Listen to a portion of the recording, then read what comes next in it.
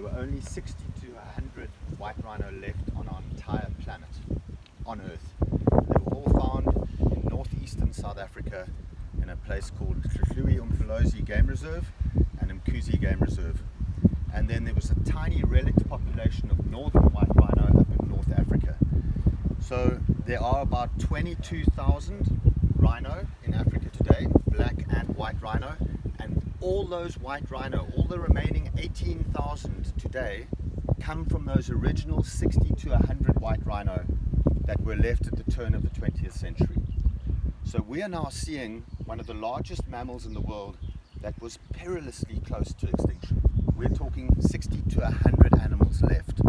And so this is a huge privilege for us to be able to show these creatures off to our kids and our grandkids. And these guys do a phenomenal job protecting these last remaining 10 white rhino in Zambia. So white rhino in Zambia became extinct in the 1980s, the mid-1980s, and these were brought back from South Africa into the area to give them a safe haven. And that's why they're guarded 24/7 now. And it's hoped that the population will increase, and it looks like they're doing well with this little guy here at the back. So they are phenomenal creatures. They're almost like living prehistoric mammals. And if you look at the difference between white rhino and black rhino, white rhino are a lot bigger. They weigh up to 2 tons. Black rhino generally only get to 1 ton.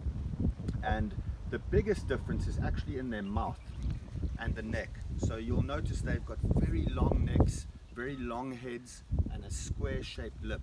And that's used to graze grass in the environment. Black rhino have a prehensile lip, almost like an elephant's trunk, a mini elephant's trunk, which they use to browse. So hook-lipped rhinoceros and square-lipped rhinoceros are the 2 different types, and they're called black and white rhino. And there's not really a difference in color.